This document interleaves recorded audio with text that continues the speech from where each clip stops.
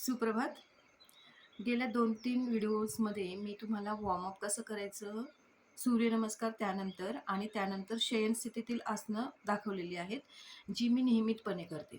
आता सगळ्या स्थितीतील आसनं मी काही रोज करत नाही. अ, एक दिवस सूर्यनमस्कार, वॉर्मअप, सूर्यनमस्कार आणि एक दिवस शयनस्थितीतील आसनं. दुसऱ्या दिवशी विपरीत शयनस्थितीतील आसनं, त्यानंतर बैठक स्थितीतील आसनं आणि त्यानंतर दंड स्थितीतील आसनं. अशा पद्धतीनं अल्टरनेट मी करत असते आणि त्या पद्धतीनं तुम्हालाही ते फॉलो करायचं आहे. कारण एकाच दिवशी सगळी आसनं करणं शक्य नाही आहे. कारण तेवढा वेळही आपल्याकडे नसतो. मला यासाठी 20 ते 25 मिनिटं लागतात. तेवढा मी रोज माझ्यासाठी व्यायाम आणि माझ्या योगासाठी देत असते. वॉर्मअप, सूर्यनमस्कार, 12 सूर्यनमस्कार आणि एका स्थितीतील आसनं. अशा पद्धतीनं मी रोज नियमितपणे योगासनं करते आणि त्यानंतर मी कपालभाती, शुद्धिक्रिया आणि प्राणायाम आणि मेडिटेशन या एवढ्या गोष्टी मी रोज करते. तर आज मी तुम्हाला विपरीत शयन स्थितीतील आसनं, एक 4 आसनं आहेत, ती मी दाखवते. ती तुम्ही पाहायची आणि विपरीत शयन स्थिती म्हणजे पालथं झोपून करावयाची आसनं, तर ती तुम्ही पाहायची आहेत आणि करण्याचा प्रयत्न करायचा आहे. ओके. धन्यवाद.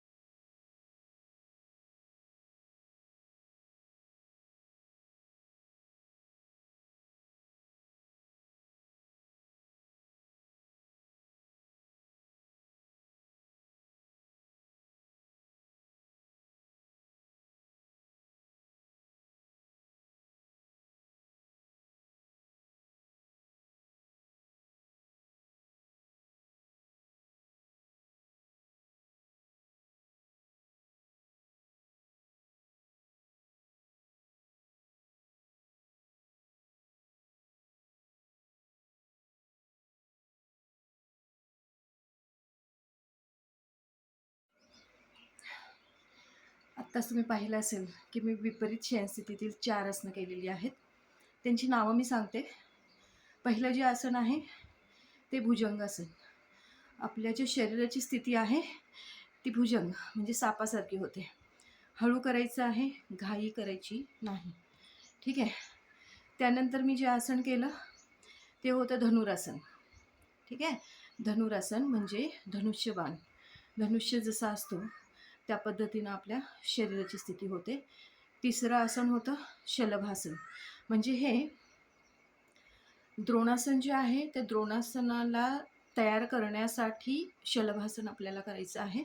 म्हणजे दोन्ही मुठी आपल्या जांघांच्या खाली ठेवायचं आणि पाय वर उचलायचा प्रयत्न करायचे आहेत. ठीक आहे.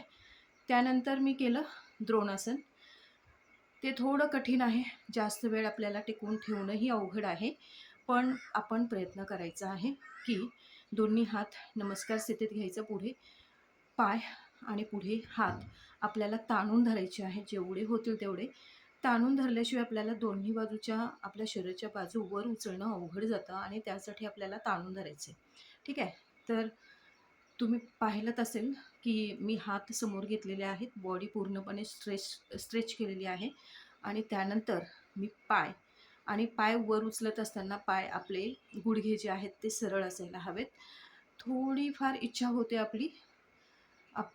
आपले पाय गुडघ्यातून वाकले जाण्याचा हे असते, संभावना असते. पण आपण जाणीवपूर्वक ते ताठ ठेवण्याचा प्रयत्न करायचा आहे आणि समोरून हात, डोकं, छाती आपल्याला वर उचलण्याचा प्रयत्न करायचा आहे. म्हणजे पाठीमागून पाय आणि समोरची आपली बॉडी हातासहित अशा पद्धतीनं आपल्याला द्रोणासन करायचं आहे.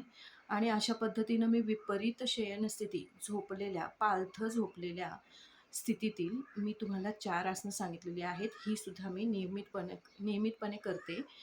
तुम्ही पण करावं अशी माझी इच्छा आहे. आणि तुम्हाला जर व्हिडिओ आवडत असेल आणि तुम्ही जर मला माझ्यासारखं योगा करायचा असेल तुम्हाला, तर नक्की माझे व्हिडिओ लाईक करा आणि रोज पहा आणि रोज योगा करा आणि निरोगी राहून स्वच्छंदी आयुष्य जगा. ठीक आहे. धन्यवाद.